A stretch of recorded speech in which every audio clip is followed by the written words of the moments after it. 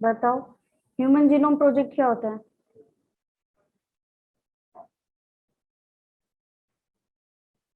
Anyone apply करो human genome project.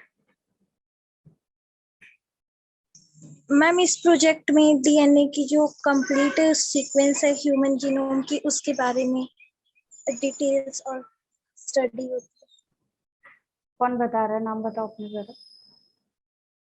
है। Ma'am कोमल। Good. और कोई? क्या है ह्यूमन जीनोम प्रोजेक्ट? एनीवन?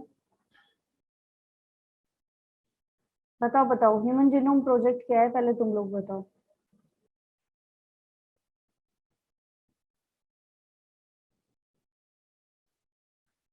कोई बताएगा? ह्यूमन जीनोम प्रोजेक्ट का नाम सुना है? नाम ही क्या है? Human genome project. तो ये प्रोजेक्ट किसके बारे में चलाया जा रहा है? ह्यूमंस। किसके आदमियों के बारे में बारे में। चलाया जा रहा है? ह्यूमंस के बारे में। ठीक है। तो क्या क्या चीजें होंगी इसमें?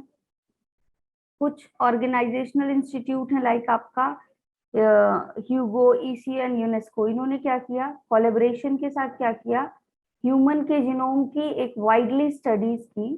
ठीक है, ताकि जो भी डिसीज होती है या फिर जो फॉरेंसिक स्टडीज होती हैं उसकी हेल्प के लिए। ठीक है, तो डेटा रिट्रीव करने के लिए क्या किया, जो ह्यूमन जीनोम है उसकी जितने भी सीक्वेंसेस होते हैं उनको क्या किया, ब्रीफली स्टडी की। ठीक है, that project is known as human genome project. ठीक। कब ये लॉन्च किया गया है? 1990, अक्टूबर 1990 में इस प्रोजेक्ट को लॉन्च किया गया।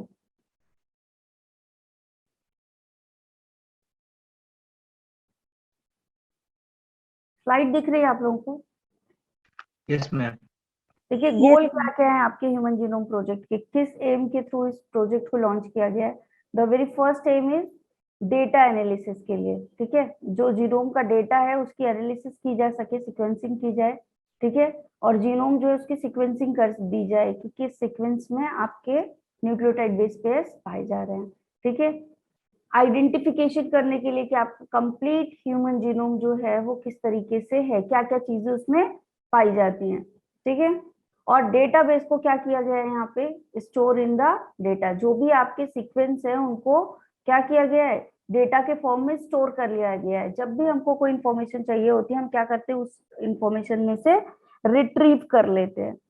ठीक है, जो भी आपके अब दूसरी चीज ये कि चलो ये बनाया गया, काफी महंगा प्रोजेक्ट था।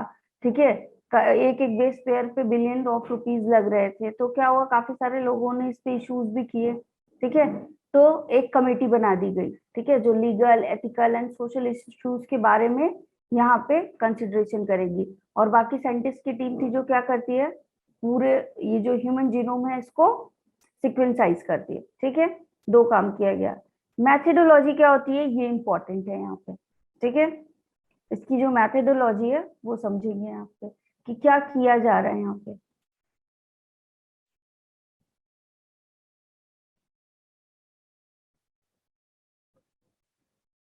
देखो दो तरीके के बेटा यहाँ पे सीक्वेंस लिए जाते हैं। इस मैथडोलॉजी में किया क्या जाता है, मेरी वॉइस क्लियर है सबको? Yes ma'am. ठीक है, दो तरीके के सीक्वेंसेस यहाँ पे लिए जाते हैं। एक होता है आपका एक्सप्रेस सीक्वेंस,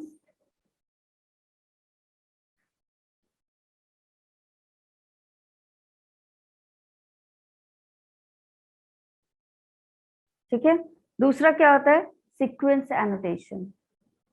दूसरा सिस्टम क्या होता है यहाँ पे, सीक्वेंस एनोटेशन। ठीक है, दो मैथडोलॉजी ली जाती है।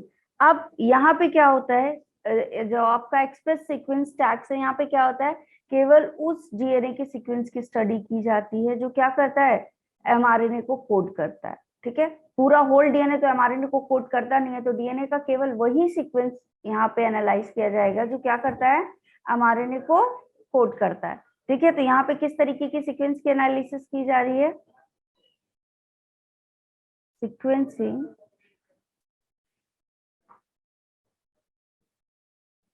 only that part of DNA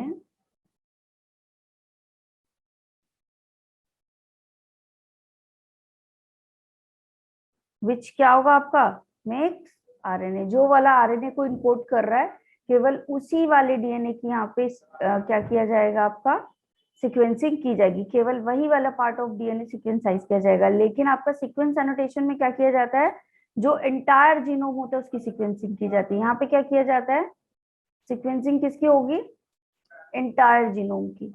ठीक है, कोई मतलब नहीं कोड कर रहा है या नहीं कर रहा है, नॉन कोडिंग वाले की भी क्या की जाएगी, सीक्वेंसिंग की जाएगी। ठीक है, तो ये दो तरीके हो गए आपके। दूसरा इसकी प्रोसेस क्या करेंगे अभी, तो बेटा ये फॉरेंसिक स्टडीज में देखा होगा, सीआईडी वगैरह में देखा होगा कि क्या होता है, किसी का मर्डर हो गया और फिर क्या करते हैं वहां पे, बताओ क्या करते हैं वहां पे, डीएनए के सैंपल को कलेक्ट किया जाता है और फिर क्या किया जाता है, रिकॉग्नाइज किया जाता है कि जो भी सस्पेक्ट्स होते हैं उनके सैंपल से मैच किया जाता है। तो ये सारा ये जो चीजें पॉसिबल हुई हैं वो किसकी वजह से पॉसिबल हुए हैं, इस ह्यूमन जीनोम प्रोजेक्ट की वजह से, कि हमारे पास पहले से क्या है, सारा जितना भी जीनोम है उसकी डिटेल एनालिसिस हमारे पास है कि क्या कैसे सीक्वेंसेस पाए जाते हैं। तो करते क्या है यहाँ पे, सबसे पहले इस प्रोसेस में क्या करेंगे, डीएनए लेंगे, ठीक है, सेल से डीएनए को आइसोलेट करते हैं, फिर इसको क्या करेंगे, फ्रेगमेंट में डिस्ट्रीब्यूट कर देंगे। कैसे करेंगे फ्रेगमेंट में डिस्ट्रीब्यूट, एंडोन्यूक्लियस से ट्रीटमेंट देंगे और ये क्या हो जाएगा, फ्रेगमेंट्स में डिस्ट्रीब्यूट हो जाएगा। अब ये जो फ्रेगमेंट्स बने, इन फ्रेगमेंट्स की क्या करवाते हैं बेटा हम, क्लोनिंग। इन फ्रेगमेंट्स की क्या करवाते हैं, cloning, that means multiple of copies बनाएंगे। क्लोनिंग कैसे बनाते हैं बताओ जल्दी से, कैसे बनाते हैं, बायोटेक वाले चैप्टर में पढ़ा है, क्या चीजों की जरूरत पड़ेगी क्लोनिंग करवाने के लिए, मैम सेलेक्टेबल मार्कर्स। एक होस्ट होगा और एक वेक्टर, है ना, दो चीजों की जरूरत पड़ती है, एक होस्ट होगा जिसमें हमको डालना है लाइक बैक्टीरिया, और एक होगा हमारा व्हाट, वेक्टर, है ना, वेक्टर भी डाल के क्या करेंगे, बैक्टीरिया के अंदर इसको आइसोलेट करवाएंगे। तो दो चीजें होंगी, एक होगा क्या हमारा होस्ट और एक क्या होता है हमारे पास, वेक्टर। तो यहाँ एज अ होस्ट किसको लिया जाता है, बैक्टीरिया, या फिर किसमें की जाती है स्टडी, ईस्ट में, बैक्टीरिया और ईस्ट। और वेक्टर क्या लिया जाएगा यहाँ पे बताओ, वेक्टर कौन सा लिया जाएगा, ये सब पढ़ा हुआ है तुमने, बताओ जल्दी, वेक्टर कौन सा लोगे, प्लाज्मिड। अच्छा जी, बैक और याक, है ना, ईस्ट आर्टिफिशियल क्रोमोसोम वेक्टर। क्यों लिया जा रहा है बैक और याक, क्योंकि जीनोम का साइज बड़ा है, ये पढ़ाया है ना बायोटेक में कि जब जीनोम का साइज बड़ा होता है तो ये वाले वेक्टर्स यूज करते हैं, इसीलिए तो ये वेक्टर्स बने हैं आर्टिफिशियली। तो यहाँ पे बैक या याक का यूज किया जाता है, याद रखना, यहाँ से क्वेश्चन आते हैं। ठीक है, अब क्या होगा, जब ये आपका क्लोनिंग हो गई, होस्ट वेक्टर जो था वो होस्ट में चला गया, अब क्या करेंगे, ये जो आपका डीएनए फ्रेगमेंट यहाँ पे गया है इसकी करवाएंगे सीक्वेंसिंग। ठीक है, तो क्या करवाते हैं यहाँ पे, सैंगर सीक्वेंसिंग।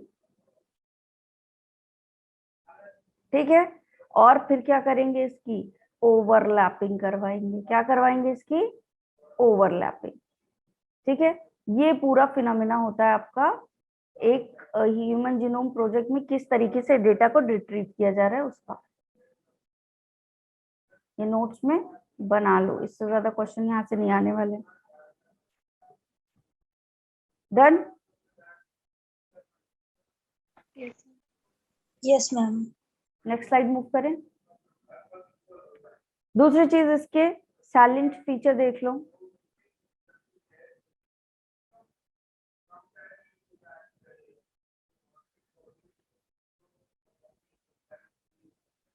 और यहां से आते हैं बहुत सारे MCQ, each and every point is important over here.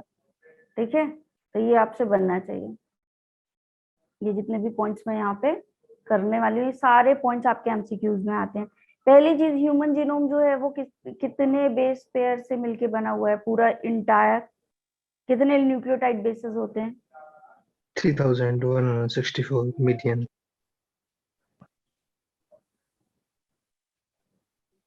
कितना होता है, 3164 million base pairs. यस, ये पूरा एक एंटायर आपका क्या है, ह्यूमन जीनोम के न्यूक्लियोटाइड बेस है।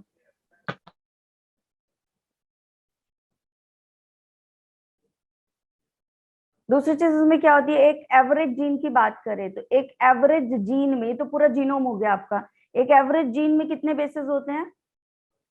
3000. 3000.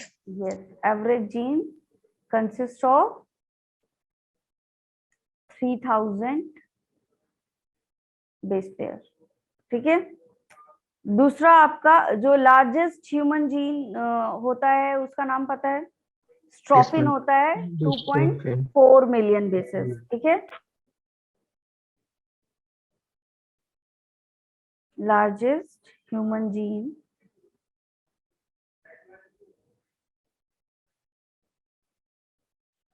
being स्ट्रोफिन विच इज कितना है आपका at 2.4 मिलियन 4 million.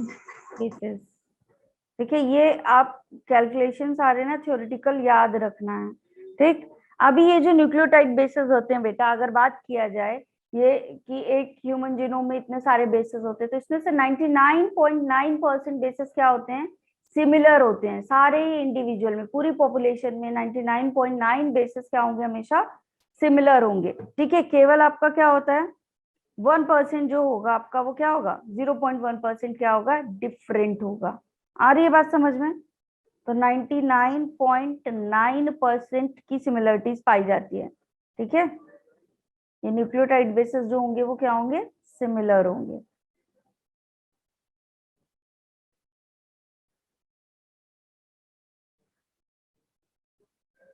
तो सारे इंडिविजुअल में ये बेसिस क्या होंगे आपके? न्यूक्लियोटाइड्स सेम होंगे। ठीक, तो हम क्या कर रहे हैं 0.1 के रिस्पेक्ट में आइडेंटिफाई करते हैं। ठीक है,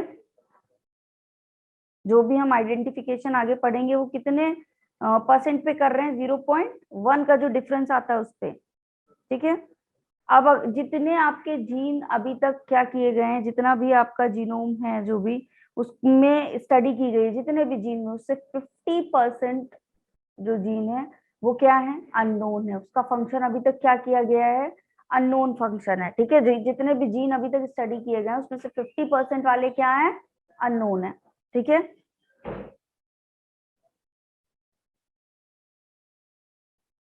function are unknown for 50% of the discovered gene। ठीक है, अभी तक जितना डिस्कवर्ड किया गया उसमें ये फंक्शन क्या है आपके?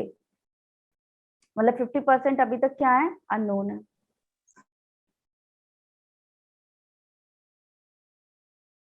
दूसरा आपका 2% ऑफ द जीनोम कोड करता है किसको?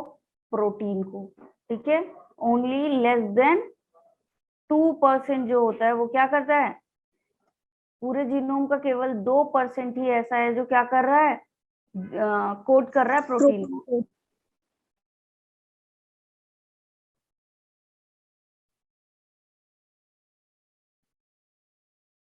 ठीक है, और दूसरा आपका ये जो क्या होता है आपका, काफी सारे रिपीटेटिव सीक्वेंसेस पाए जाते हैं बेटा यहाँ पे पूरे जीनोम में। ठीक है, रिपीटेटिव सीक्वेंसेस क्या होते हैं? कुछ आपके डीएनए के स्ट्रेचेस पाए जाएंगे, डीएनए के स्पेसिफिक सीक्वेंसेस पाए जाएंगे जो क्या होंगे? बार बार बार बार पूरे जीनोम में कई बार प्रेजेंट होंगे, रिपीटेड ऑर्डर में होंगे। ठीक है,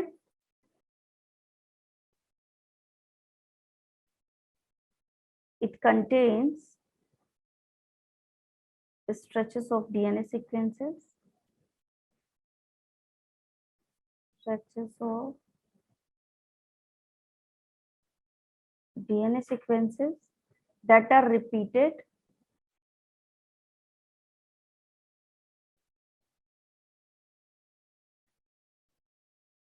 many times।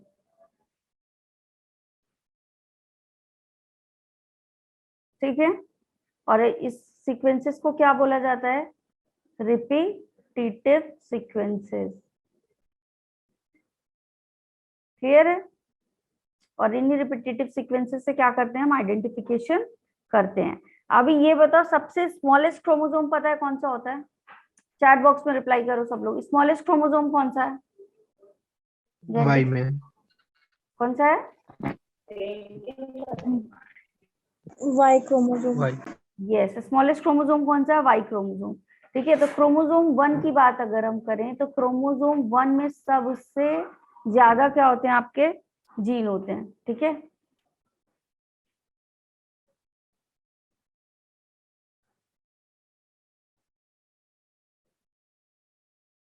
कितना होता है ये? 2968।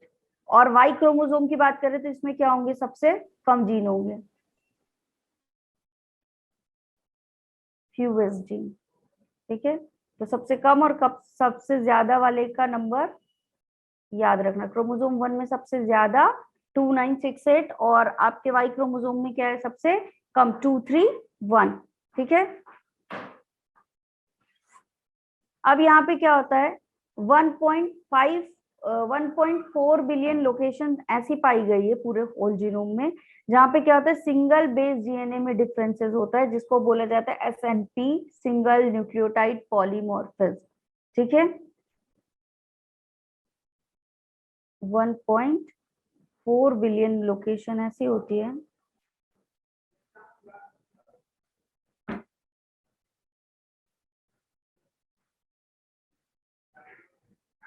where single base DNA differences occur.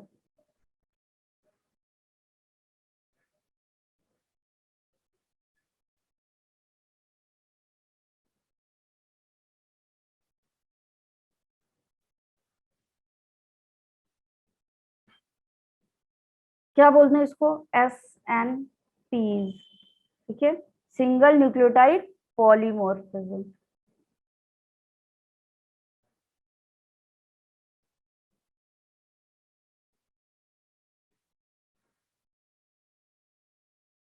इसका मतलब क्या होता है बेटा? अगर मान लो ये एक जीन है, एक न्यूक्लियोटाइड की सीक्वेंस है, दूसरी ये सीक्वेंस है,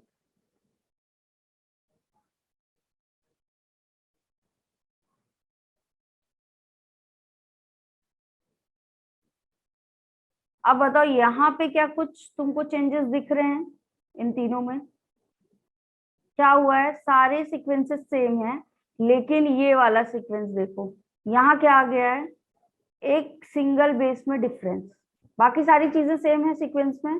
ठीक है, तो इस तरीके की जो आपके सिंगल बेस में डीएनए में डिफरेंस पाया जाता है, that is called as single nucleotide polymorphism.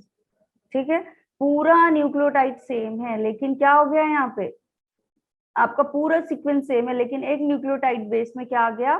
Difference आ गया है, जिसकी वजह से क्या हो गया है? पॉलीमॉर्फिज्म शो कर रहा है। पॉलीमॉर्फिज्म का मतलब क्या है?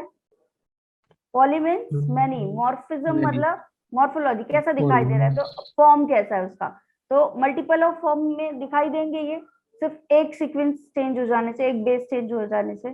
तो ये आपका क्या कहलाएगा? इस तरह के 1.4 बिलियन लोकेशंस पाए जाते हैं जहां पे एक सिंगल बेस में डिफरेंस पाया जाता है, and that location is known as single nucleotide polymorphism. Is it clear? Yes. Yes. ठीक है, अभी आते हैं डीएनए फिंगरप्रिंटिंग पे।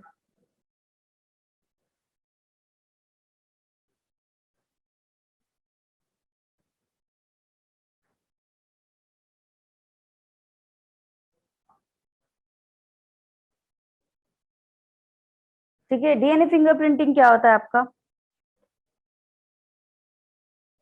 डीएनए की सीक्वेंस को मैम वो पता पता करना है ना। डीएनए का जो स्पेसिफिक सीक्वेंस है कौन सा वाला? 99.9 वाला कि 0.1 वाला? 0.1। किसी भी इंडिविजुअल में जो 0.1% का डिफरेंस पाया जा रहा है, उसके अकॉर्डिंग उस मतलब डीएनए की सीक्वेंस का पता लगा करके हम क्या करते हैं? किसी भी इंडिविजुअल के बारे में स्टडी करते हैं। ठीक है, that process is known as DNA fingerprinting. सबसे पहले इसके बारे में किसने बताया था? That process is given by Alec जाफरे।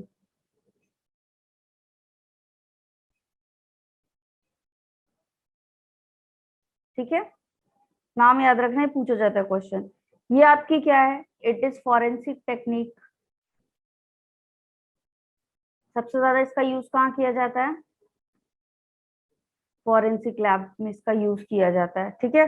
दूसरा, ये क्या करते हैं इससे? Identify the individuals by characteristics of DNA.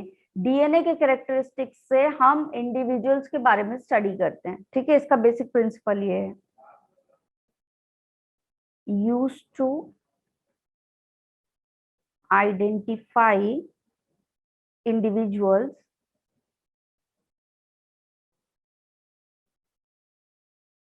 Bye characteristics.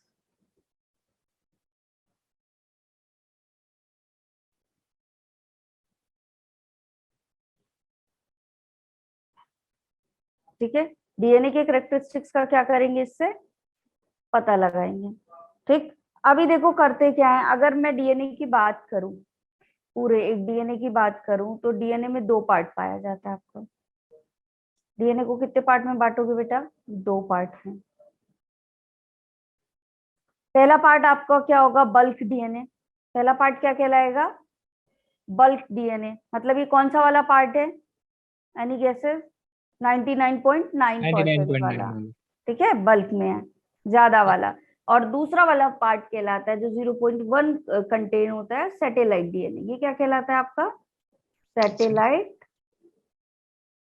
DNA, ठीक है। ये कितना है आपका? 0.1% पाया जाता है, ठीक है। तो ये है क्या बेटा? सैटेलाइट डीएनए की बात करें तो सैटेलाइट डीएनए क्या होता है आपका? इधर नेक्स्ट स्लाइड कर लेती हूँ मैं। ये जो सैटेलाइट डीएनए है, ये है क्या? It is the repetitive sequences, ठीक है। जिस रिपीटेटिव सीक्वेंस की हम बात कर रहे थे, ये वही है,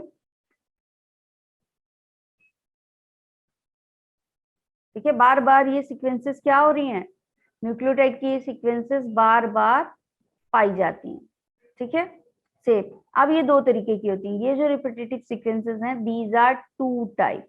एक होता है VNTR और एक होता है आपका STR, ठीक है। 2 तरीके के होते हैं, VNTR एंड STR। VNTR जो है आपका, ये क्या कहलाता है? Mini satellite. क्या कहलाएगा? मिनी सैटेलाइट, ठीक है। और आपका STR क्या कहलाता है? Micro satellite. तो छोटा कौन सा होगा सीक्वेंस, बता दो? मिनी वाला या माइक्रो वाला? माइक्रो। ठीक है, तो माइक्रो वाली सीक्वेंसेस और भी छोटे होंगे, ठीक है। VNTR का मतलब क्या होता है, बताएगा कोई? Variable number tandem yes, variable number of tandem repeats. मतलब एक स्पेसिफिक रिपीट है जो क्या हो रही है? बार बार वेरिएबल जगह पे आ रही है। इसको क्या बोलते हैं? Short tandem repeat. इसका नाम क्या होता है? शॉर्ट टेंडम रिपीट, ठीक है। इसकी बात करें तो क्या होगा आपका? 0.1 से लेकर के 20 किलो बेस तक होगा, ठीक है। और इसकी बात करें तो कितना एकदम छोटा सा है आपका, 1 to 6 बेस पेयर की रिपीट्स होंगे, ठीक। आ रही है बात समझ में? क्लियर है इतना Yes, सबको? इसमें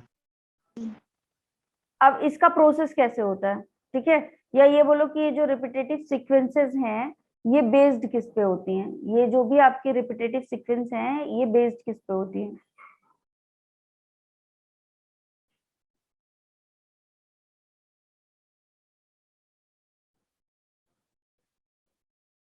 बेस्ड ऑन क्या क्या चीजें होंगी? एक तो ratio of AT and GC। पहली चीज क्या होगी यहाँ पे? Ratio of AT and GC, ठीक है। एक तो इसके रेशियो पे बेस्ड होंगी। दूसरा, लेंथ ऑफ सीक्वेंसेस की लेंथ ऑफ सीक्वेंस कितनी है, कितनी बड़ी लेंथ पाई जा रही है एक पर्टिकुलर सीक्वेंस की। तीसरा क्या होता है आपका? नंबर ऑफ रिपीटेशन, कितनी बार वो सीक्वेंस रिपीट हुई है। आ रही है बात समझ में? ठीक है, तो ये रिपीटेटिव सीक्वेंस किस किस चीजों पे बेस्ड होगी? रेशियो क्या है AT एंड GC का, लेंथ क्या है सीक्वेंस की, और कितनी बार इनका रिपीटेशन हो रहा है। क्लियर? अब देखो स्टेप्स क्या फॉलो करते हैं यहाँ पे। क्या ऐसे स्टेप्स होते हैं जो हम यहाँ पे फॉलो करते हैं, ठीक है।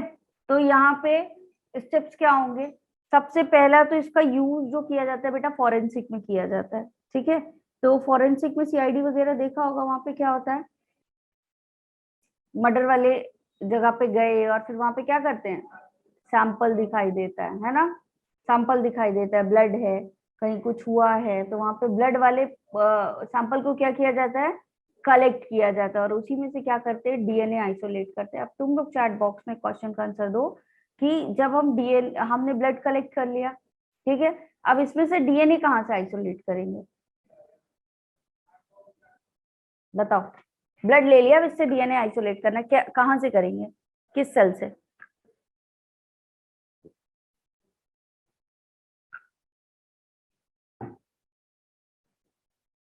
ब्लड की कौन कौन सी सेल्स होती हैं, बताओ।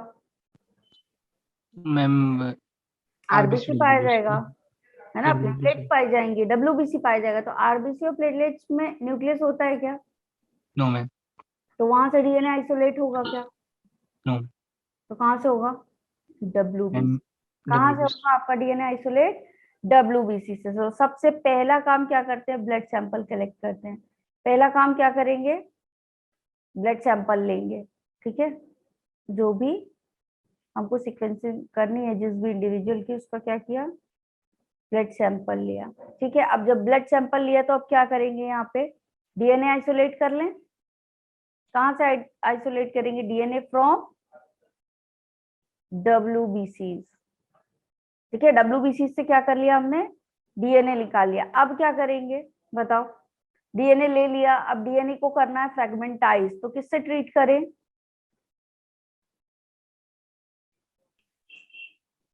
Treat with restriction and yes, किससे ट्रीट करेंगे इसको, रेस्ट्रिक्शन एंडोन्यूक्लियस से। तो अब ये क्या हो जाएगा आपका, फ्रेगमेंटाइज हो जाएगा। अब जब हमको इसके मिल जाएंगे फ्रैगमेंट्स, तो फिर हम क्या करते हैं, नेक्स्ट प्रोसेस क्या लगाते हैं बेटा, मीथिलीन ब्रोमाइड। अरे भाई डीएनए फ्रैगमेंट का क्या लगाते हैं, अगारोस जेल इलेक्ट्रोफोरेसिस लगाते हैं, यस मैम, ठीक है। Yes band ma'am. मिल जाएंगे according to the basis of charge और साइज, मैम साइज। साइज के साइज बेस के अकॉर्डिंग क्या मिल जाएंगे हमको, डीएनए के बैंड्स मिल जाएंगे, ठीक है। तो इस डीएनए फ्रैगमेंट्स को हम क्या करेंगे,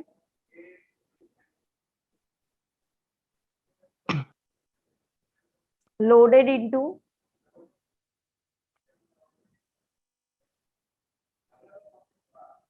अगारोस, ठीक है। अगारोस जल में इसको लोड किया और क्या देखेंगे यहाँ पे, एंड सेपरेटेड बाय इलेक्ट्रोफोरेसिस, ठीक है, सेपरेट कर लिया।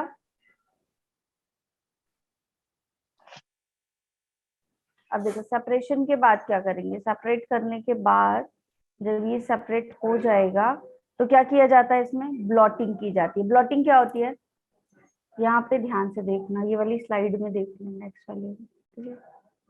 क्या किया, इट इज अगारोस जेल, ठीक है। यहाँ पे हमने सैंपल लोड किए अपने, अब क्या हुआ, सैंपल लोड करने के बाद इस तरीके से ऐसे बैंड्स बन गए, ठीक है, बैंड्स बने यहाँ पे, ठीक है, ऐसे डिफरेंट डिफरेंट बैंड मिलेंगे। अभी देखो क्या करते हैं इसको, सबसे पहले हम यहाँ पे प्रोब्स के साथ इसको बाइंड करवा देते हैं, क्या करते हैं यहाँ पे, प्रोब्स के साथ इसको बाइंड करवा देंगे VNTR के साथ।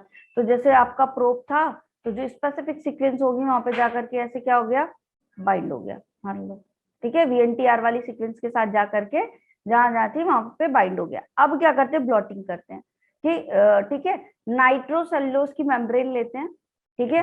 ये आपका क्या था, अगारोस था, ठीक है, हैंड देखो मेरा, ये वाला अगारोस था और ये क्या था आपका, नाइट्रोसेल्यूलोज की मेम्ब्रेन। अगर इन दोनों को ऐसे एक दूसरे के ऊपर क्या करेंगे, इस तरह से लेके जाएंगे, तो जो चीज यहाँ पे थी आपकी वो क्या हो जाएगी, इस नाइट्रोसेल्यूलोज मेम्ब्रेन पे आ जाएगी, ठीक है। जिस तरीके का प्रिंट था वो कहाँ आ जाएगा आपका, नाइट्रोसेल्यूलोज मेम्ब्रेन पे आ जाएगा, इस तरह से करने पे, ठीक है। अब ये क्या हो गया आपका, अब हम क्या करते हैं, इसकी एनालिसिस करते हैं एक्सरे में। तो जहां जहां आपका VNTR था, एक्सरे में जब देखेंगे इसको तो क्या होगा, जब एनालिस करेंगे एनालाइजर में तो वहां वहां पे क्या होगा, ये प्रोब्स क्या करेंगे, चमकेंगे और पता चल जाएगा कि कहाँ कहाँ पे कौन कौन सी सीक्वेंसेस पे VNTR पाए जा रहे हैं। क्लियर, बताओ क्लियर है कि क्या हो रहा है यहाँ पे? बस यही आपका DNA फिंगरप्रिंटिंग है। हम इसके पीछे वाली स्लाइड शो कर लें। यही आपका क्या है, DNA फिंगरप्रिंटिंग। इसी के ऊपर हम क्या करेंगे अभी, इसी के ऊपर नाइट्रोसेल्युलोज की मेम्ब्रेन रख देंगे।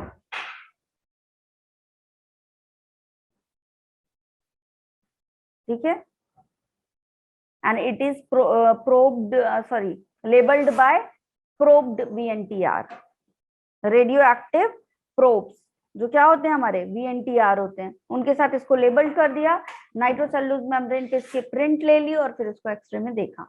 बस ये करना है। ठीक है, बताओ। रिपीट कर दो मैम एक बार। देखो क्या किया हमने, Yes. सबसे पहले DNA आइसोलेट करा। DNA आइसोलेट कहाँ से करेंगे, WBC। WBC. WBC से कर लिया DNA आइसोलेट। अभी क्या करेंगे, उसको रेस्ट्रिक्शन एंडोन्यूक्लियस से ट्रीट किया, फ्रेगमेंट्स मिल गए, रन करवा दिया इलेक्ट्रोफोरेसिस पे, बैंड मिल गए। इन बैंड में जहां पे ये बैंड मिले इनको क्या कर दिया गया, VNTR से क्या करा गया, रेडियो एक्टिव जो प्रोब्स थे उनके साथ क्या कर दिया गया, टैग कर दिया गया और नाइट्रोसेल्युलोज मेम्ब्रेन पे इसको क्या कर दिया गया, ट्रांसफर्ड कर दिया गया। ठीक है, क्लियर। ट्रांसफर कैसे करेंगे, ये आपका जेल था और ये क्या थी, नाइट्रोसेल्युलोज मेम्ब्रेन। इस तरीके से ऐसे रख देंगे इसके ऊपर, ठीक है, और कुछ वेट रखेंगे तो नाइट्रोसेल्युलोज मेम्ब्रेन पे जो ये पूरी प्रिंटिंग थी वो कहाँ आ जाएगी आपकी, नाइट्रोसेल्युलोज मेम्ब्रेन पे। और इसको फिर क्या करेंगे, एक्सरे एनालाइजर से देखेंगे। बताओ, clear. Yes ma'am. Yes Yes. Ma'am. ठीक है, तो नेक्स्ट स्टेप क्या करेंगे बेटा, ब्लॉटिंग। नेक्स्ट स्टेप यहाँ पे क्या होगा, ब्लॉटिंग होगा। ठीक है, तो DNA बैंड क्या होंगे, ट्रांसफर्ड होंगे।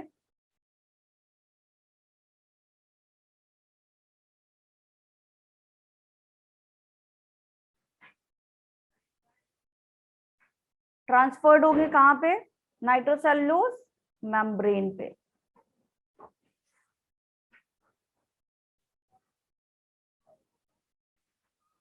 ठीक है, नाइट्रोसेल्युलोज मेम्ब्रेन पे इसको ट्रांसफर कर दिया और कैसे ये आपके लेबल्ड, किससे लेबल्ड है, रेडियो एक्टिव प्रोब से। किससे हैं, रेडियो एक्टिव प्रोब से। ठीक है, और फिर इसी को एनालाइज कर लेंगे कहाँ, एक्सरे एनालाइजर में। ठीक है, ये इतना प्रोसेस होता है।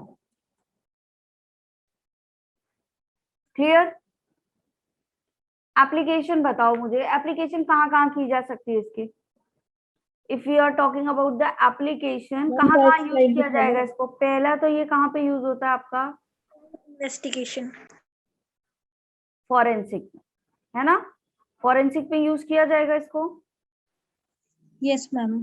ठीक है, फॉर द इन्वेस्टिगेशन। ठीक है, ये जो आपका क्राइम वगैरह के केस में इसको क्या किया जाएगा, सॉल्व करने के लिए फॉरेंसिक में इसका टेस्ट किया जाएगा। दूसरा क्या किया जाता है,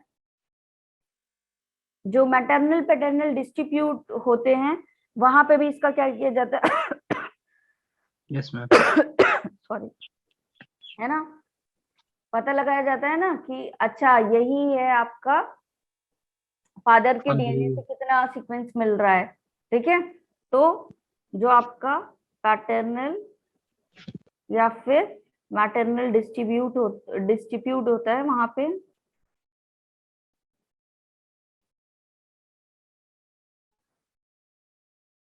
डिस्प्यूट होता है, वहां पे इसको यूज किया जाता है। और कहाँ किया जाता है, एंसेस्ट्रल स्टडीज में।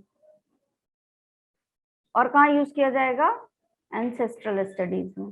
ठीक है, एंसेस्टर्स का पता लगाने के लिए कि हमारे एंसेस्टर कौन थे। ठीक थे, क्लियर। Yes ma'am.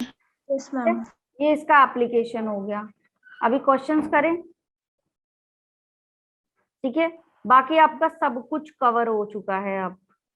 कुछ भी नहीं बचा इसमें। मॉलिक्यूलर बेसिस ऑफ इनहेरिटेंस का पूरा चैप्टर कवर। किसी को कोई डाउट है? मैम बैक स्लाइड शो करना।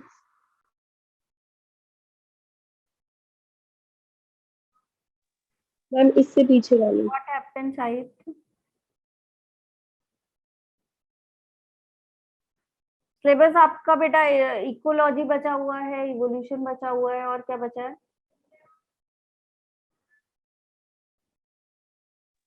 Done ma'am. और क्या बचा हुआ है बेटा?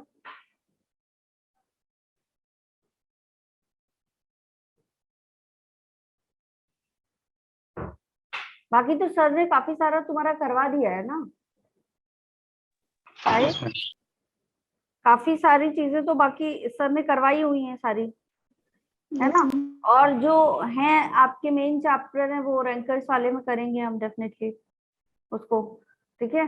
जो इम्पोर्टेंट पार्ट है, सेगमेंट्स जितने भी हैं बाकी सर ने करवाया। अब सर वाला जो सिलेबस बचा हुआ है बेटा वो आई विल ट्राई, काफी सारा पोर्शन करवा दिया। बायोटेक हो गया आपका, रिप्रोडक्शन वाला चैप्टर हो गया आपका, ये कंप्लीट हो गया। Molecular basis of inheritance, ecology, evolution बचा हुआ है, और कुछ शायद आपके 11th के सेगमेंट भी बचे हैं क्या?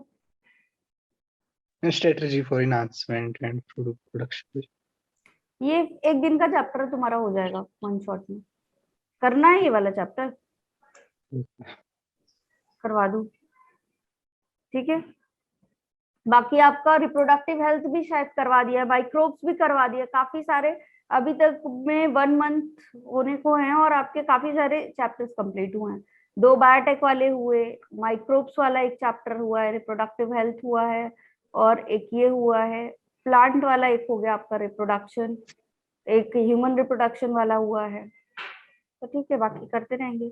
और किसी को बता दो कौन सा क्या चैप्टर करना है, बता दो मुझे ताकि आइडिया रहे। तुम अपना बताओ कि तुम्हारा क्या ओपिनियन है, तुम क्या चाह रहे हो। एक तो ये वाला हो गया इवोल्यूशन, इसके बाद जस्ट इवोल्यूशन और फिर इकोलॉजी, बिकॉज वेटेज क्या है इनका ज्यादा है, तो पहले वही वाले चैप्टर लेके चलेंगे, ठीक है? Yes, ma'am. और कोई जिसको कोई सा टॉपिक पढ़ना हो बता दो।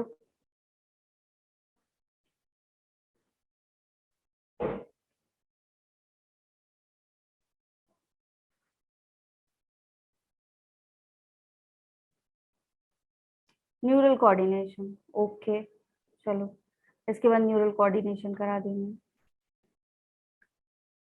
देखो कोशिश करूंगी मैम, बेटा मैं कोशिश ये कर रही हूँ कि तुमको मेन मेन जितनी चीजें हैं वो उतना करा दूं ताकि तुम्हारा मेजर पार्ट कंप्लीट हो जाए, ठीक है? एक्चुअली मैंने भी अभी आपका, मुझे नहीं पता सर ने कितना क्या कैसे कराया है ना, ये तो तुम्हें पता होगा, ठीक है? मैं अपनी तरफ से ये कोशिश कर रही हूँ कि आपका काफी सारा पार्ट हो जाए। अच्छा एक बात बताओ, एक क्वेश्चन है, चलो क्वेश्चन करते हैं सॉल्व, ठीक? एक बात बताओ, अगर आपका डेंसिटी ग्रेडियंट सेंट्रीफ्यूगेशन कर रहे हो, क्या कर रहे हो? डेंसिटी ग्रेडियंट सेंट्रीफ्यूगेशन, ठीक है? तो इसमें तुमको क्या चीज, मेजर पीक किसकी मिलेगी? मेजर पीक मिलने के चांसेस किसके हैं? Repetitive DNA. बल्क डीएनए के, या फिर आपके रिपीटेटिव डीएनए के, या फिर जीनोमिक के, या इनमें से किसी दो के? बताओ।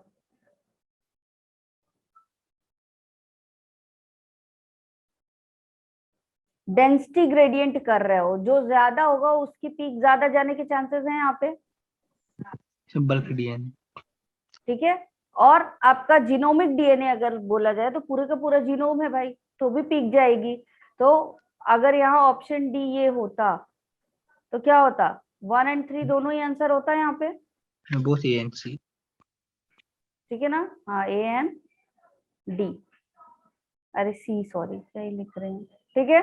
तो बल्क डीएनए की भी पीक ज्यादा जाएगी, डेंसिटी ग्रेडियंट सेंट्रीफ्यूगेशन कर रहे हैं, ठीक है?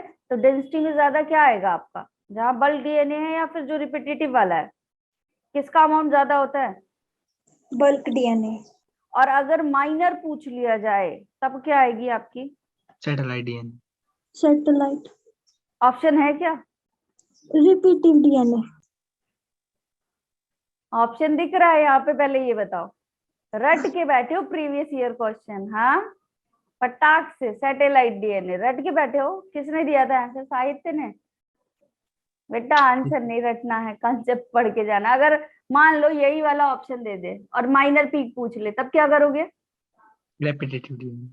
नहीं तो रिपीटिव। वहां भी अपना लिखा ना कि नो, आपने तो ऑप्शन गलत ही दे दिया है, ये सैटेलाइट होना चाहिए था। ऐसा करोगे क्या? तब रेपिटेटिव डीएनए होगा। ठीक है, चलो क्वेश्चन रट के आप बैठे हो ऑप्शन, मैं क्या? बता रहा हूँ आप ऑप्शन देंगे ना लिख के। नहीं, मैंने बस यही बोला कि माइनर पीक, बस क्वेश्चन यहीं पे चेंज कर दिया। मैंने मेजर की जगह क्या पूछ लिया यहाँ पे? बताओ इसी ऑप्शन में माइनर पीक कौन सी बनेगी? तो जिसका कम मैम अमाउंट आपने होगा। इसमें आपने में से निकाला कि मेन ऑप्शन में से करना है ना। ठीक है, जिसका कम वो होगा, बताओ उसी का तो पीक बनेगा ना। और मेजर में जिसका अमाउंट ज्यादा होगा उसका बनेगा। ठीक है, क्लियर? अगर मान लो ऑप्शन दे देता bulk DNA, repetitive DNA, satellite DNA, ठीक है, तब सैटेलाइट वाला आपका क्या होगा? सबसे स्पेसिफिक आंसर होगा माइनर वाली पीक में। ठीक है, yes ma'am. Clear? Yes ma'am.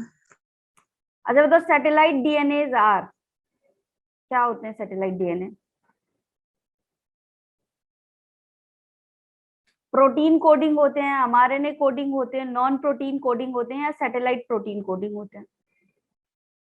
Satellite DNA क्या होते हैं?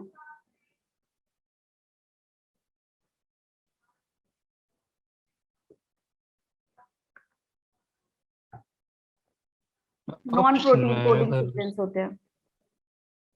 ठीक है, सैटेलाइट डीएनए क्या होंगे आपके?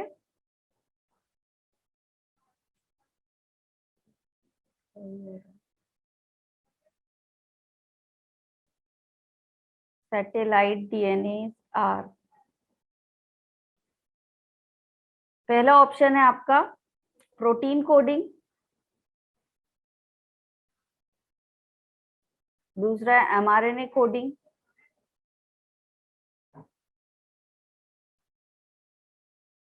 और तीसरा है नॉन प्रोटीन कोडिंग।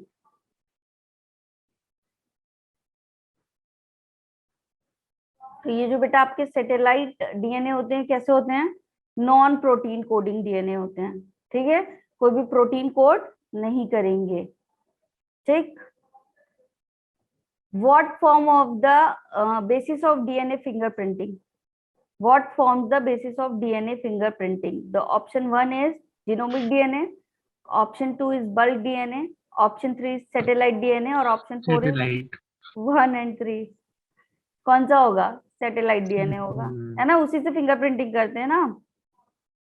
अच्छा ये बताओ, सैटेलाइट डीएनए शोज, ये लिख रही हूँ मैं, ये वाला तो लिखूंगी, satellite DNA shows. Option A is high degree of polymorphism, high polymorphism.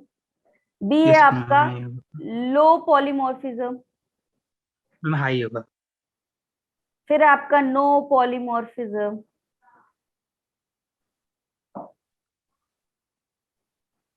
और आपका डी है नन ऑफ दीज। बताओ हाई क्या होगा? सैटेलाइट डीएनए जो होंगे इनमें पॉलीमॉर्फिज्म क्या होगा? ज्यादा होगा, क्योंकि यही 0.1 वाला कंटेंट है जो क्या होता है, सारे इंडिविजुअल्स में अलग अलग होता है। ठीक है, इसलिए इसका आंसर क्या होगा? High polymorphism. दूसरा, the existence of polymorphism is due to, ठीक है, पॉलीमॉर्फिज्म क्यों पाया जाता है आपका? Option 1 mutation, option 2 crossing over, option 3 migration. Polymorphism क्यों पाया जाता है? म्यूटेशन। पॉलीमॉर्फिज्म ड्यू टू क्यों पाया जाएगा? पहला है आपका म्यूटेशन, फिर दूसरा क्या है, क्रॉसिंग ओवर, और तीसरा है माइग्रेशन। बताओ कौन सा ऑप्शन होगा, म्यूटेशन। म्यूटेशन। कौन सा मैम होगा? म्यूटेशन। म्यूटेशन होगा। ठीक है, जेनेटिक्स में पढ़ा है ना, जहां पे भी म्यूटेशन होगा वहां पे वेरिएशन आएगा, और यही वेरिएशन क्या होता है आपका, पॉलीमॉर्फिज्म कहलाता है। ठीक है, आज मैं स्लाइड नहीं बना पाई हूँ क्वेश्चन वाली एक्चुअली, बट ये वाला तरीके से क्वेश्चन पूछने चल रहा है। नेक्स्ट क्वेश्चन बताओ, genes are made up of, genes are made up of किससे मिलके बने होते हैं genes? The option A is stone, B है आपका portion of DNA, yes ma'am. और सी है आपका हाइड्रोकार्बन। बताओ पोर्शन ऑफ डीएनए। क्या होते हैं genes? Small segment of DNA. ठीक है, तो पोर्शन ऑफ डीएनए टिक कर ले। Yes ma'am.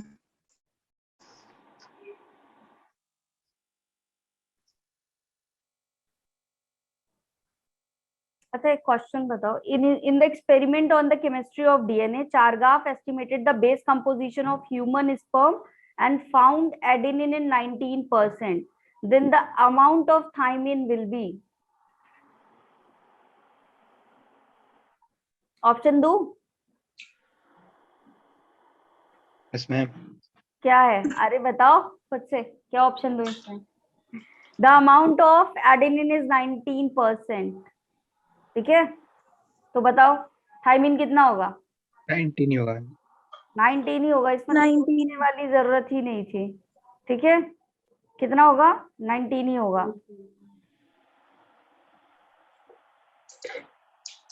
अच्छा एक क्वेश्चन और, चलो थोड़ा सोचने वाला क्वेश्चन है।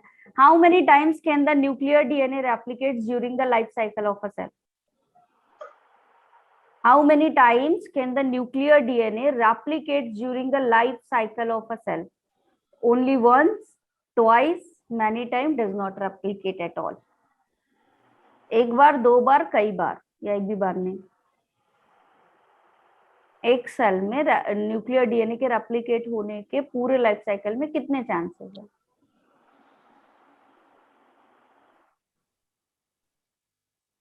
सेल साइकिल पढ़ा है सबने? Yes ma'am. पढ़ा है, थोड़ा सा दिमाग लगाओ अभी। सेल साइकिल, एक सेल है, ये क्या करती है? यही होता है सेल साइकिल में, रेप्लिकेशन यही है ना? किस फेज में होता है रेप्लिकेशन? का मतलब क्या है? कॉपीज रेप्लिकेट कर गया, किस फेज में होगा? एस। तो एक आपका सेल जो है वो साइकिल में एक ही बार जाएगा ना। तो Yes. एक आपका जो न्यूक्लियर डीएनए है, एक डीएनए की मैं बात करूं, तो इस वाले सेल का डीएनए एक ही बार तो रेप्लिकेट होगा, यहाँ पे भी आएगा और यहाँ पे भी आएगा। Yes ma'am. फिर ये वाला रेप्लिकेट होगा ना, ये वाला तो एक ही बार हुआ ना, तो कितनी बार रेप्लिकेशन होंगे बताओ? One time. एक बार। ठीक है, वन टाइम।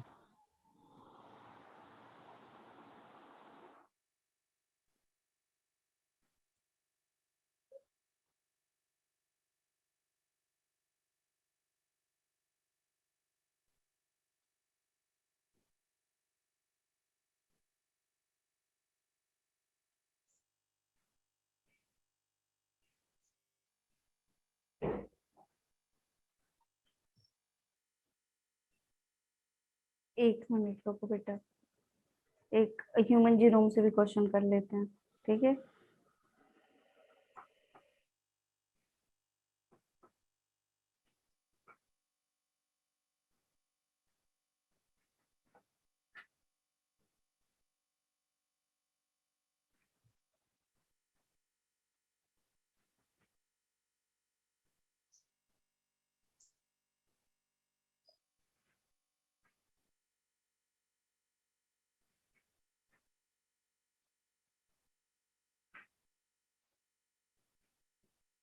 अच्छा हाँ चलो, ये मेरे से मैंने बताया नहीं, तुम बताना कि तुमको पता है या नहीं।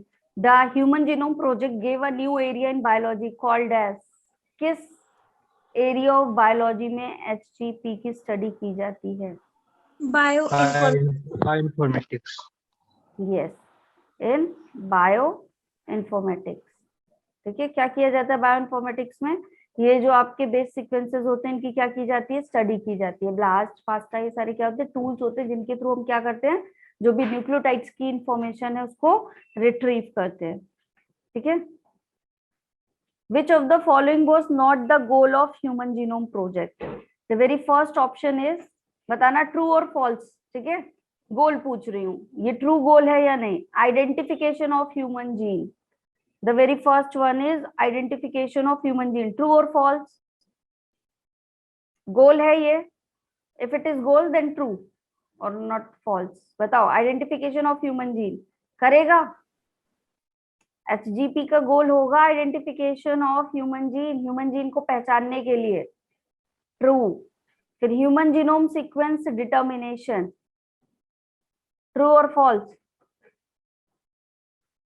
बताओ, human genome sequence determination true और फॉल्स?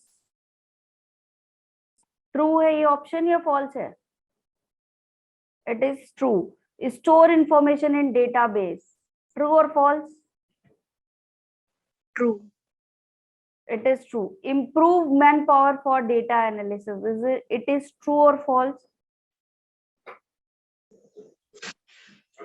मैम क्वेश्चन रिपीट करना। बेटा मैं यहाँ पे कुछ स्टेटमेंट बोल रही थी रिगार्डिंग टू द एचजीपी कि गोल क्या होता है एचजीपी का। ठीक है, और ये ट्रू है या false statement? Improve man power for data analysis. Ma'am true. No, it is false. यहाँ पे ऐसा कोई भी गोल नहीं दिया गया। ठीक है, क्या क्या गोल है आपका? आइडेंटिफिकेशन करना, सीक्वेंसाइज करना, और जो डेटाबेस की इंफॉर्मेशन है उसको स्टोर करना, ताकि कोई भी, अगर जैसे आंख के लिए कोई सा जीन है, ठीक है, हमको चाहिए, हम डालेंगे वहां पे जो एनसीबीआई की साइट होती है, तो वहां पे क्या होता है, आपको डेटा पूरे रिट्रीव हो जाते हैं। ठीक है,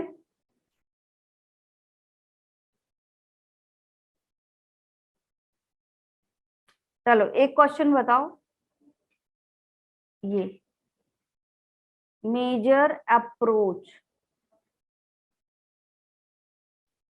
फॉर एचजीपी। एचजीपी के लिए मेजर अप्रोच कौन कौन सी करते हैं? ब्लास्ट पहला ऑप्शन है, ठीक है।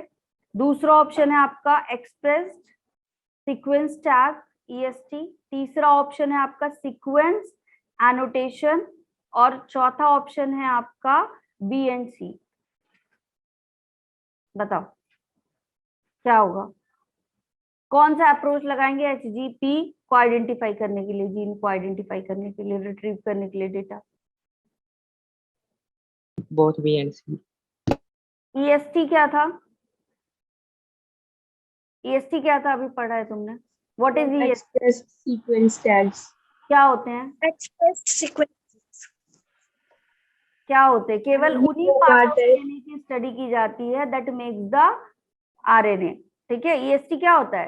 केवल वही पार्ट ऑफ डीएनए को एनालाइज किया जाएगा जो क्या बना रहा है आपका बेटा? एमआरएनए बना रहा है। ठीक है, और आपका सीक्वेंस एनोटेशन क्या होता है? The whole genome. ठीक है, पूरा डीएनए स्टडी किया गया है। ठीक, तो ये बताओ कि कौन सा वाला लेंगे यहाँ पे?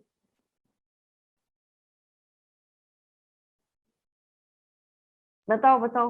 मैम ऐसे एक्सप्रेस्ड सीक्वेंस टैग्स। जो सबसे पहली स्लाइड मैंने आज पढ़ाई थी मैथडोलॉजी की, याद है? यहीं से शुरू किया था, मैथडोलॉजी से। दिख रहा है कि दो तरीके की मैथडोलॉजी यूज की जाती है, एक्सप्रेस सीक्वेंस टैग और सीक्वेंस एनोटेशन। यहीं से क्वेश्चन आया, तो आंसर क्या होना चाहिए आपका इस क्वेश्चन का? बताओ, अब बताओ कि इसका आंसर क्या होगा? B and C both. ठीक है, दोनों पे ही स्टडी करेंगे। ठीक है, जो लोग क्या होते हैं, कुछ लोग क्या होते हैं, थोड़ा सा लेजी होते हैं भाई, कि कुछ कुछ कर लिया और उसी से ज्यादा सा रिजल्ट मिल जाए। लेजी लोग क्या करते हैं कि ऐसे काम करो कि रिजल्ट भी मिल जाए और काम भी जल्दी जल्दी हो जाए। और जो एकदम हार्ड वर्किंग है वो क्या करेंगे? मेहनत मेहनत से काम करेंगे। नोट्स बनाते हैं ना, कोई लेजी होगा क्या करेगा, मेन मेन पॉइंट लिख लो, मेन मेन पॉइंट पढ़ लो, इसी से क्वेश्चन आते हैं, प्रीवियस ईयर सॉल्व कर लो, इसी से क्वेश्चन आते हैं, है ना, साहित्य के जैसे सीधे ऑप्शन में हो या नहीं हो, हमने तो पढ़ा हुआ है तो हमको पता है आंसर, ठीक है। और कुछ लोग क्या होंगे, एकदम जूझ के पूरा नोट्स बनाएंगे, एक एक लाइन लिखी हुई है। तो ऐसे वाले क्या है, पूरे जीनोम पे स्टडी की गई है। और ईएसटी वाला जो मेथोडोलॉजी है वो क्या है, केवल जो एक्सप्रेस कर रहा है, जो एमआरएनए कोड कर रहा है, केवल उसी पे स्टडी की गई है। लेकिन है तो एचजीपी में दोनों ही ना, तो ऑप्शन का आंसर क्या होगा, दोनों मेथोडोलॉजी यूज की गई है, तो option will be B and C, ठीक है। अब बताओ, which of the following were not used in HGP. Question क्या है आपका, नॉट यूज्ड इन एचजीपी, ठीक। पहला है आपका ऑप्शन बैक एंड याक, दूसरा ऑप्शन है host like plants and animal, ठीक है। तीसरा ऑप्शन है प्रोटीन सीक्वेंसर,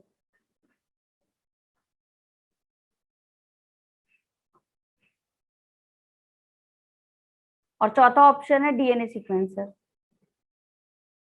इनमें से क्या यूज नहीं किया जाएगा एचजीपी में, बताओ। अब ये भी कराया है मैंने कि क्या क्या चीजें यूज करते हैं, ध्यान से देखो Palvinder, not used in HGP, host लिया था और वेक्टर लिया था, फिर क्या कराया था, सेंगर सीक्वेंसिंग कराई थी।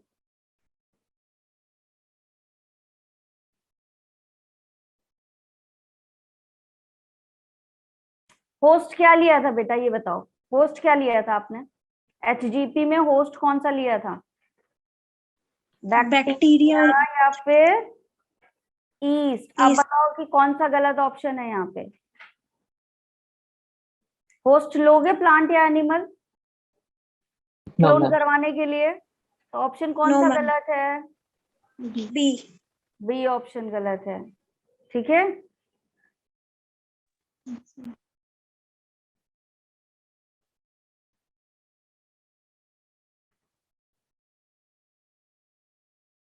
The last chromosome to be sequenced in HGP was, last chromosome जो है वो कौन सा सीक्वेंस किया गया है, ठीक है, लास्ट क्रोमोसोम इन एचजीपी, ठीक है। कौन सा आपका लास्ट क्रोमोसोम सीक्वेंस किया गया है, पहला है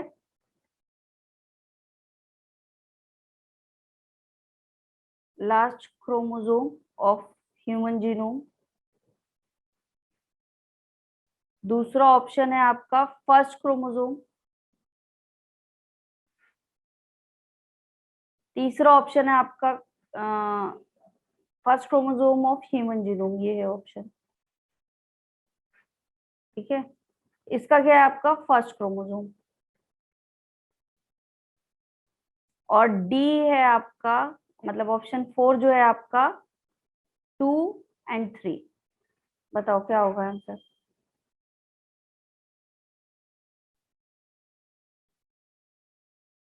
चैट बॉक्स में रिप्लाई करो, इसका आंसर क्या होगा, लास्ट क्रोमोसोम जो एचजीपी में है वो कौन सा है, अभी ये भी पढ़ाया है।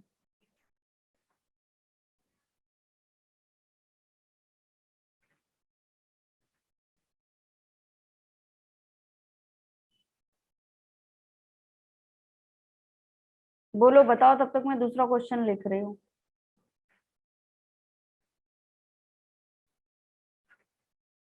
आंसर करो चैट बॉक्स में।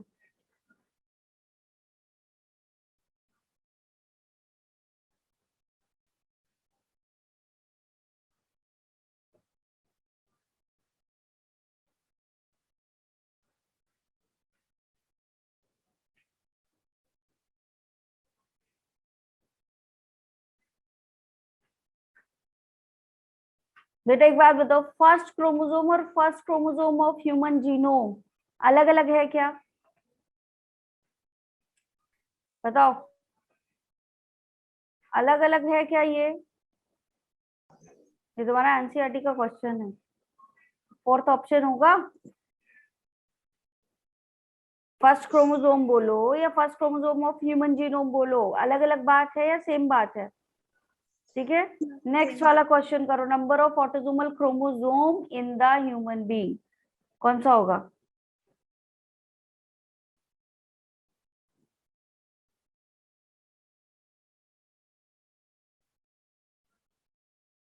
Number of autosomal chromosome.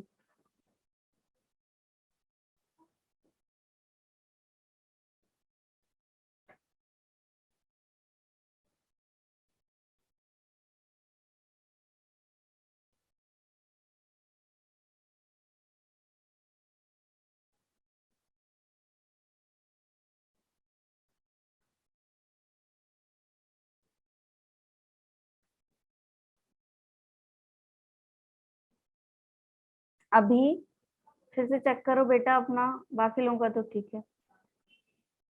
अभी एंड पलविंदर, ये 22 कैसे लिख रहे हो भाई? 22 कैसे होंगे? नंबर ऑफ ऑटोसोमल क्रोमोसोम पूछ रहा है, टोटल कितने क्रोमोसोम नंबर होते हैं? 46 है ना? 46 इसमें से दो कौन सा होता है, एक्स एक्स या फिर एक्स वाई? निकाल दो, माइनस कर दो, कितना आएगा आंसर? 44 तो ये 22 वाले कौन से हैं और ये 45 वाले कौन है भाई ध्रुव? 45 कब होगा? अच्छा चलो बताओ, 45 क्रोमोसोम होगा कब?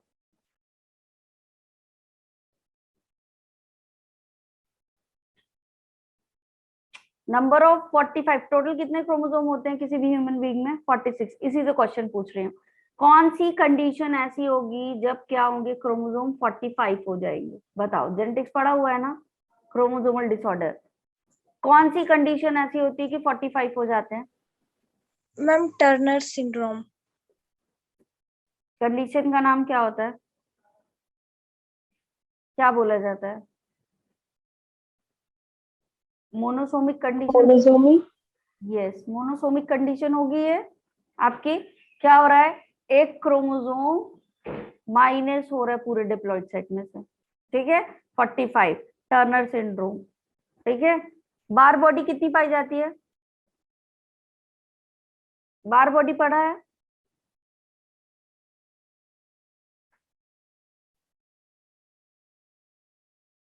बार बॉडी पढ़ा है?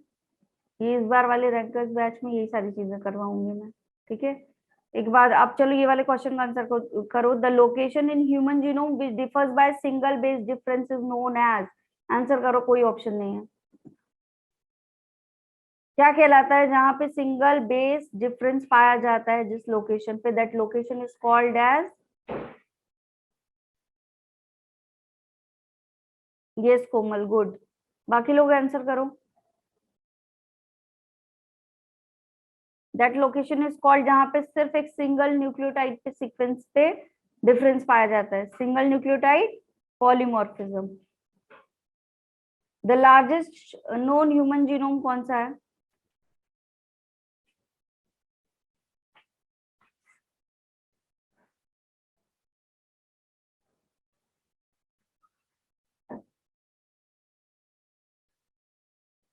Yes Palvinder, exactly, dystrophin. ठीक है, लार्जेस्ट कौन सा है आपका? डिस्ट्रोफिन, अभी ये भी लिखवाया है, ठीक है? किस क्रोमोसोम पे पाया जाता है डिस्ट्रोफिन? डिस्ट्रोफिन किस क्रोमोसोम पे पाया जाता है?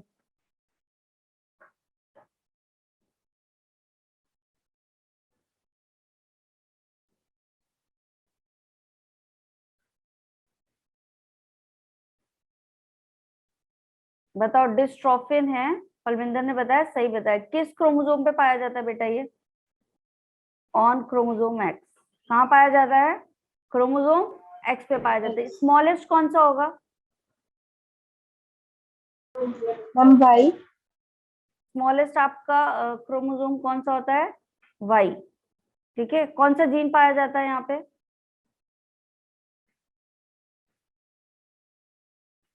कौन सा जीन पाया जाता है? सेक्स डिटर्मिनेशन पढ़ा होगा ना? SRY जीन पाया जाता है। कौन सा जीन पाया जाता है? SRY जीन पाया जाता है, ठीक है? क्या करता है ये SRY जीन?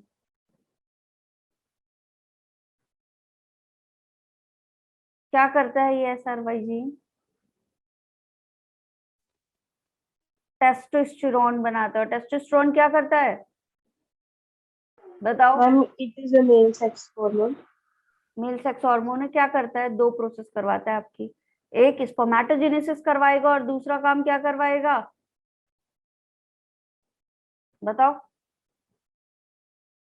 भैया ह्यूमन रिप्रोडक्शन पढ़ा है ना तुम लोगों ने, इस तरीके से क्यों बिहेव कर रहे हो? पढ़ा ही नहीं है। SRY जीन क्या करेगा? टेस्टोस्टेरोन बनाएगा, तो स्पर्मेटोजेनेसिस होगी। Yes ma'am. एक तो स्पर्मेटोजेनेसिस होगी, दूसरा काम क्या करेगा यहाँ पे? सेकेंडरी सेक्सुअल कैरेक्टरिस्टिक जनरेट करवाएगा। Yes ma'am. अगर आपका Y क्रोमोसोम डिफिशिएंट है तो फिर क्या होगा बताओ? एक तो मेल जो होगा वो इनफर्टाइल हो जाएगा, ठीक है। दूसरा सेकेंडरी सेक्सुअल कैरेक्टरिस्टिक डेवलप होंगे क्या? नहीं होंगे, क्योंकि ये वाला जीन क्या हो जाएगा? डिफिशिएंट, टेस्टोस्टेरोन बनेगा नहीं, तो क्या होगा? इस तरह की प्रॉब्लम होगी, ठीक है, क्लियर? Yes ma'am. ये सारे इसी से रिलेटेड आपके क्वेश्चन है। Alec Jeffreys name is associated with, the first option is DNA sequencing, DNA fingerprinting, RNA sequencing. क्या होगा? DNA sequencing. एलिक जाफरी ने क्या कराया था बेटा? अभी आज ये भी करवाया मैंने, DNA फिंगरप्रिंटिंग। क्या करवाया है? क्या चीज के लिए जाने जाते हैं DNA fingerprinting?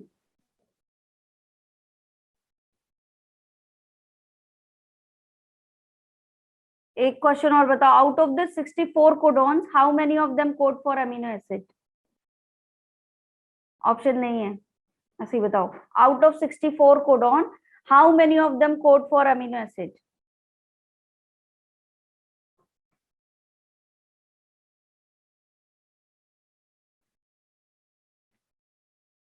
Yes Komal, good. ध्रुव, 20 अमीनो एसिड पूछ रहा है कि कितने कोडॉन्स अमीनो एसिड को कोड करेंगे, ये नहीं पूछ रहा है कितने अमीनो एसिड बनेंगे, कॉम्बिनेशन पूछ रहा है। 64 के 64,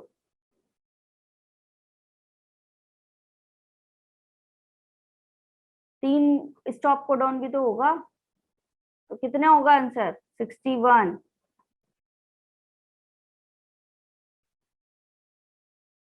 चलो एक और बताओ, the DNA molecule, if in a DNA molecule cytosine is 18%, what the percentage of adenine would be?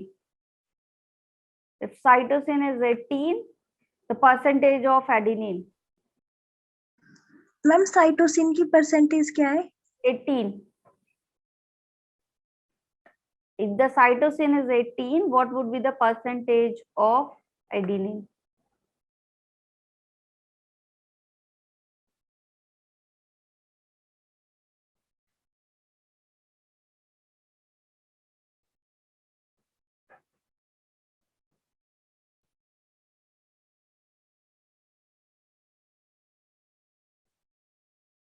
फिर से कैलकुलेट करो भाई, कोमल और दिशा के सिवा सबका गलत है। जिन लोगों का नाम नहीं लिया है और उन्होंने रिप्लाई किया है ना, तो वो फिर से कैलकुलेट करें, ठीक है।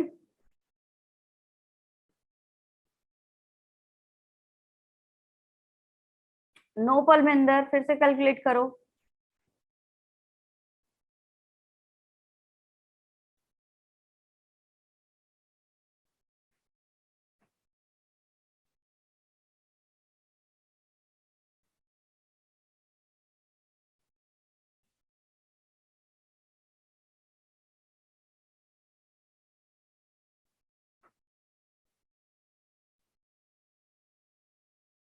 यस, अभी ठीक आ रहे हैं आंसर।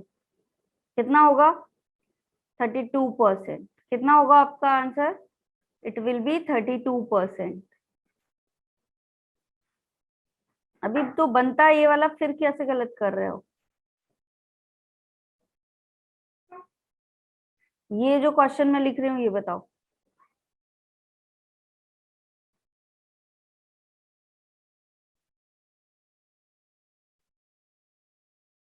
चलो In semi-conservative replication, which type of isotopes are used? A, B, C, D. कौन सा होगा? Yes, Dhruv. Good. कौन सा होगा? A, B, C, D.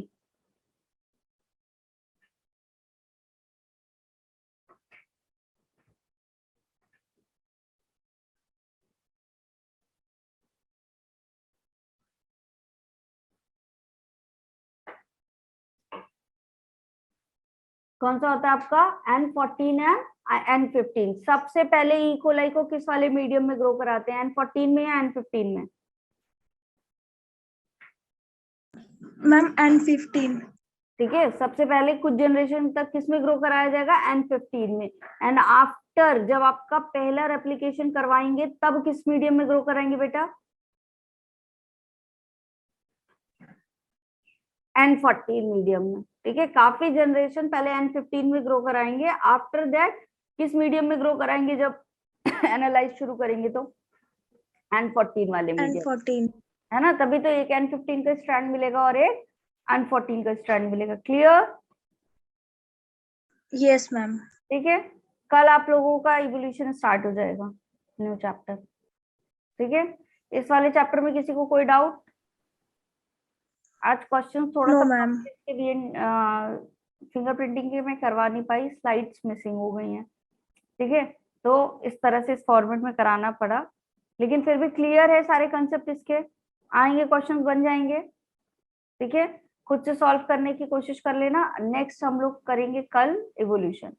ठीक, यस मैम। ठीक है, thank you. Bye bye everyone. Thank you, ma'am.